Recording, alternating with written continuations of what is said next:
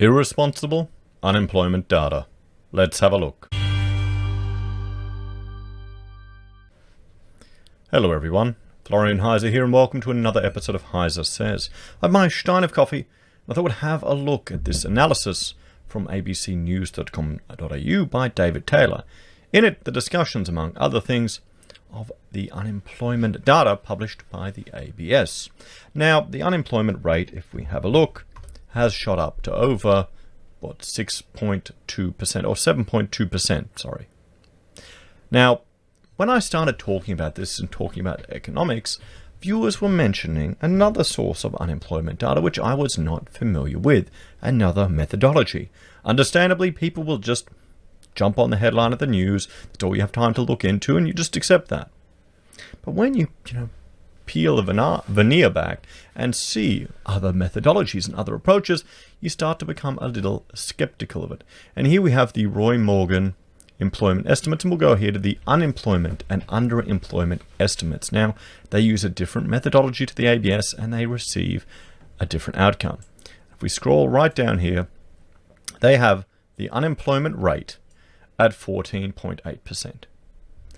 So the rule of thumb is you kind of take the ABS unemployment rate and you double it to get the actual unemployment rate. But what I consider more important, more concerning, is combining the unemployment rate here with the underemployment rate of 9.7% here, and we get to 24.5%. 24.5% of the workforce are currently unemployed or underemployed, and this is the beginning of a recession, the first one we've had in nearly 30 years. Yet the ABS still mentions only 7.2% unemployment rate. There's talk of a V-shaped recovery or the economy doing well. It seems to be spruikers and pundits latch on to every little thing they can.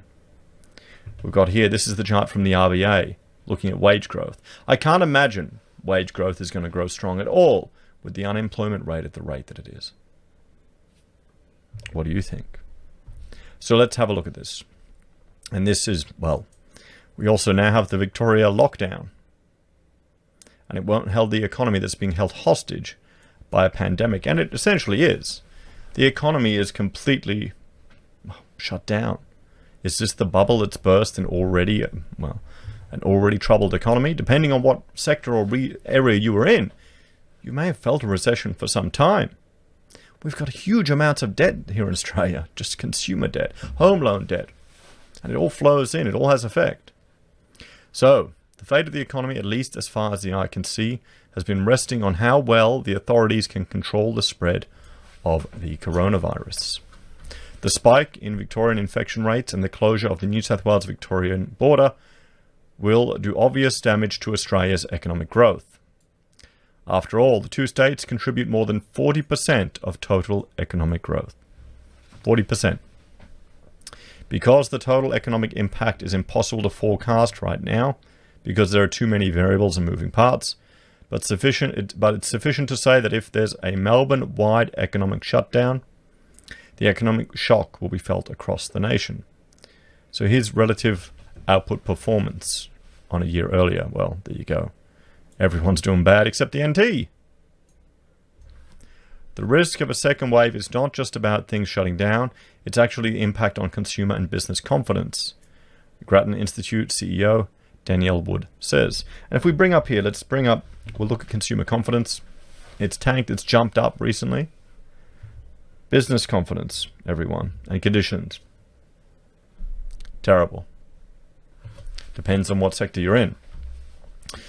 I think the signal that sends that we are far from out of the woods here is really what's going to create the economic harm. Well, yeah, do people really think that it's just all going to bounce back instantly, everyone? To some people, I guess, if depending on what media they consume and what they see. So more job losses. Many Australians are feeling the nasty effects of the pandemic through the jobs market. Whether your position's been made redundant, or you're out of work, or you're worried you'll lose your job, it all generates anxiety.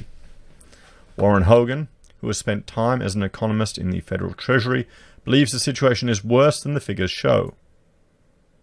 He says the current unemployment rate is actually more like 11.5%, despite the Australian Bureau of Statistics figures showing the headline rate is just a fraction over 7%. Okay, so he's saying 11.5. The Roy Morgan figure we just looked at was at 14.8. He also sees the jobless rate remaining above 10% until well into 2021, based on what Danielle Wood describes as Victoria's worst-case scenario becoming a reality.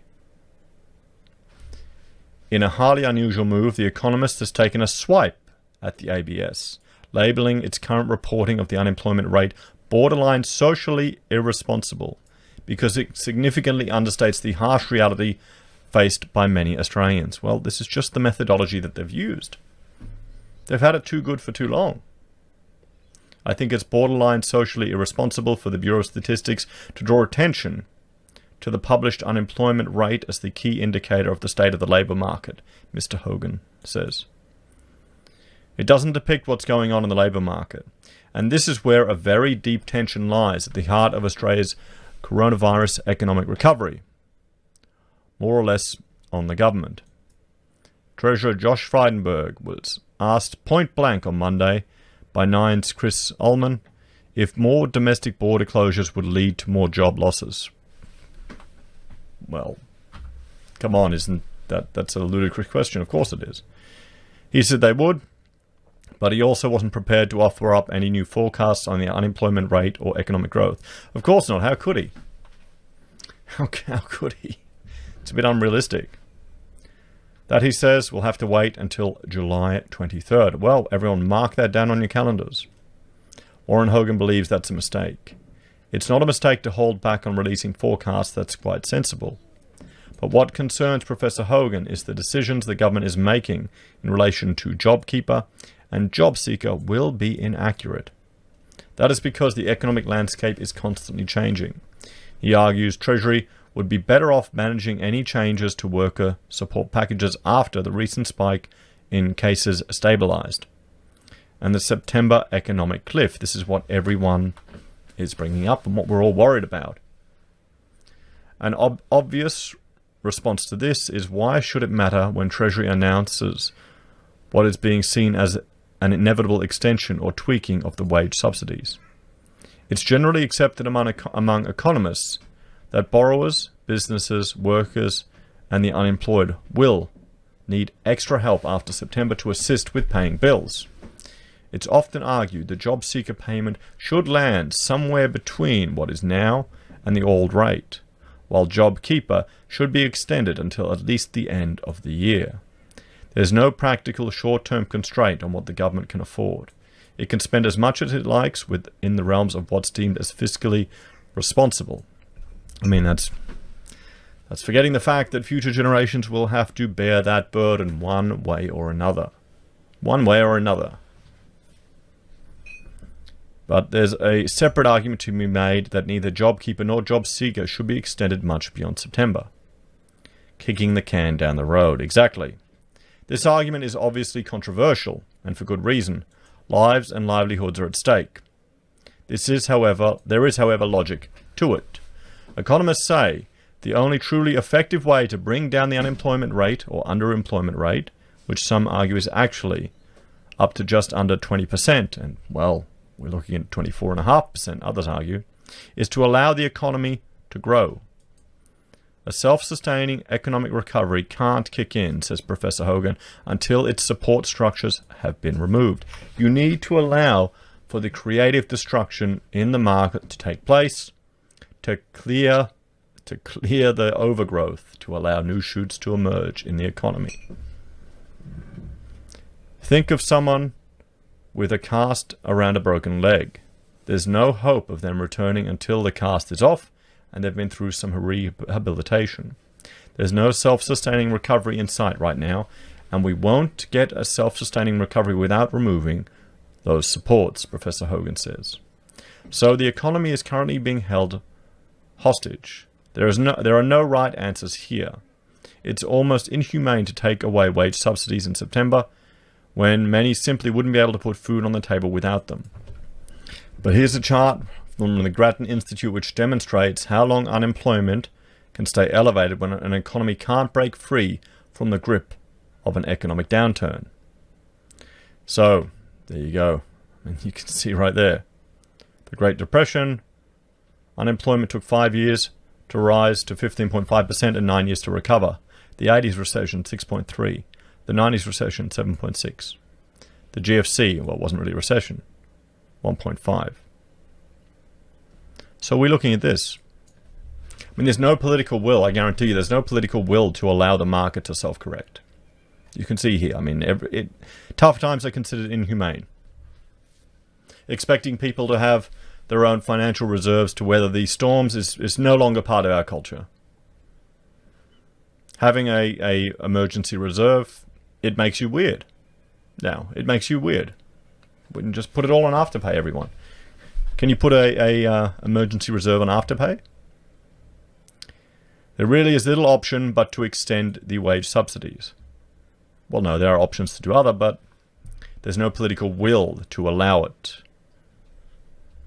We need to accept that while this will help keep the most vulnerable in the economy afloat, the price is that we may make little or no progress at all in materially bringing the unemployment rate down or lifting wage growth. Is wage growth even a consideration right now? It's interesting, isn't it? There are pockets of Australians who are measurably financially better off as a result of the virus. Investors who pick the bottom of the market and the unemployed are a couple of examples. It's becoming increasingly apparent that the stomach of anyone, depending on a broader economic recovery, will sink now every time there's a major outbreak. Well, there you go, everyone. So this is interesting. How long do you think the interventions in the market will continue our high level of unemployment now? Will we recover in the foreseeable future? Will we have a play out of the Great Depression? And should the ABS be reporting maybe other data, or the media putting the ABS data next to Roy Morgan data, next to other estimates of what unemployment is, so consumers and the public can make their decision based on more than one data source? What do you think, everyone? As always, please let me know your thoughts and opinions in the comments below. Like, share, and subscribe to the channel. If you're a fan and you want to support the content I create here, there are a few ways you can. You can join the channel on YouTube or Patreon. You can support us via our affiliate links at Amazon, eBay, Independent Reserve, or Kucoin. You can buy our merch from HeiseSays. You can use Gold Pass from the Perth Mint, or support us via PayPal. Thanks, everyone. I'll see you next time.